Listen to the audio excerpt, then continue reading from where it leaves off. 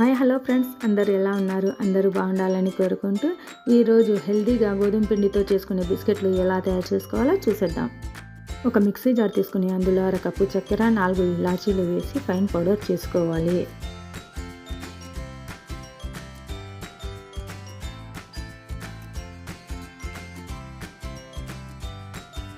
ఇలా fine powder చేసుకున్నాం కదండి. మనం పంచదార, ఇలాచీ వేసి అందులోనే 3/4 కప్పు నూనె వేసి మళ్ళీ మెత్తని పేస్టులా మిక్సీ పట్టుకోవాలండి.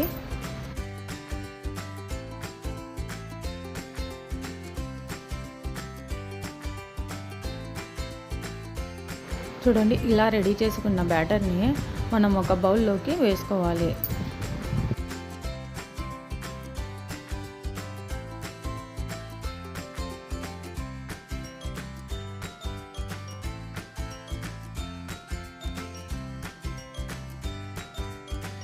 ఒక కప్పు గోధుమ పిండి, 3/4 కప్పు శనగపిండి, 1/2 table spoon baking powder, 1/4 table spoon baking soda వేసుకొని జల్లెడ పట్టుకోవాలి.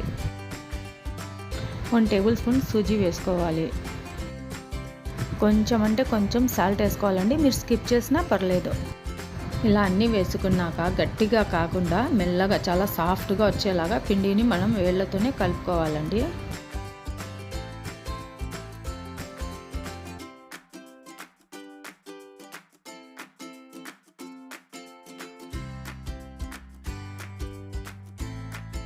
చూడండి, ఇలా కలుపుకుంటూ ఉంటే మెల్లగా మనకు పిండి అంతా బాగా కలిసిపోతుందండి. మెల్లగా కలుపుకోవాలి.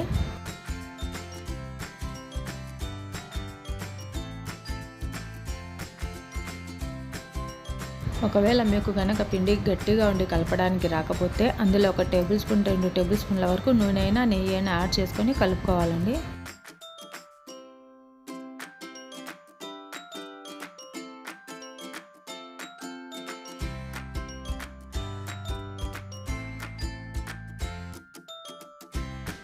చూడండి ఫ్రెండ్స్, నాకైతే ఇక్కడ పిండి చాలా బాగా కలిసిపోయిందండి.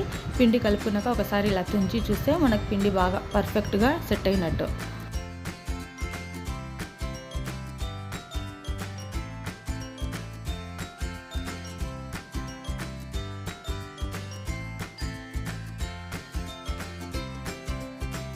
ఇలా పిండి అంతా కలుపుకున్నాక ఒక 10 మినిట్స్ మూత పెట్టేసి పక్కన పెట్టేయాలండి. ఆలోపు మనం స్టవ్ మీద ఒక గిన్నె పెట్టుకొని ప్రీహీట్ చేసుకోవాలండి.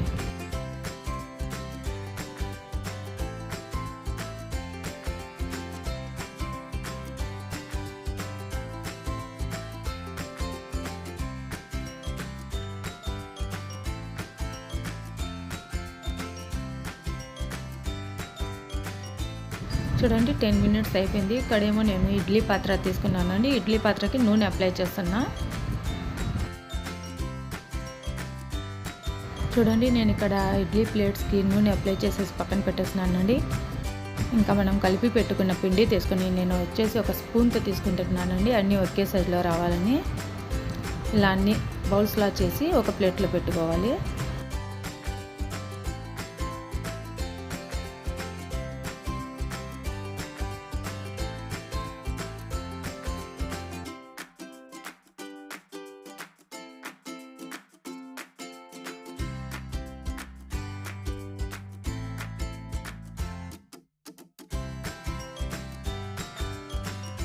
చూడండి ఫ్రెండ్స్, ఇలా అన్ని బాల్స్లా రెడీ చేసి పెట్టుకున్నాక పిండిని ఒక్కొక్క ముద్దగా తీసుకొని చేతిలో రౌండ్లా చేసుకొని ఇలా ఇడ్లీ ప్లేట్లో అన్నీ పెట్టుకోవాలండి.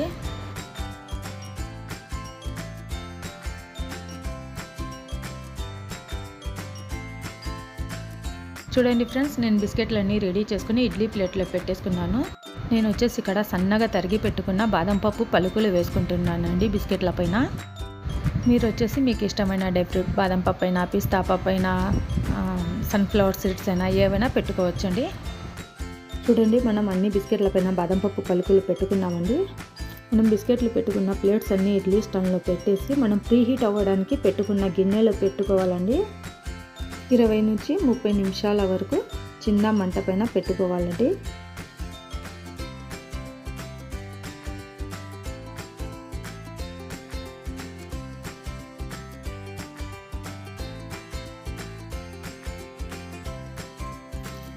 చూడండి, నేను ఇక్కడ 20 నిమిషాల తర్వాత చూపిస్తున్నానండి మీకు ఇక్కడ.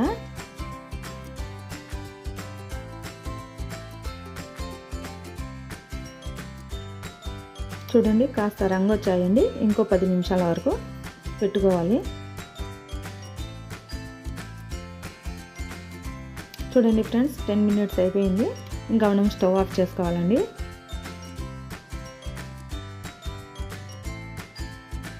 స్టవ్ ఆఫ్ చేసినాక 10-15 నిమిషాల వరకు వదిలేయాలండి. అవి కాస్త చల్లగా అయినాక మనం తీసుకోవాలి. చూడండి ఫ్రెండ్స్, మన బిస్కెట్స్ ఎంత బాగా రంగు వచ్చాయో.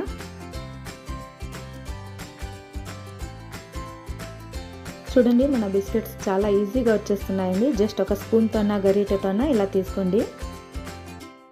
చాలా ఈజీ అండ్ హెల్తీ రెసిపీ అండి. మనం పిల్లలకి ఇంట్లోనే ఇలా తయారు చేసి ఇచ్చేయచ్చండి. మనం మైదా కూడా వాడకుండా గోధుమ పిండితోనే చేసినామండి. చాలా హెల్తీ రెసిపీ.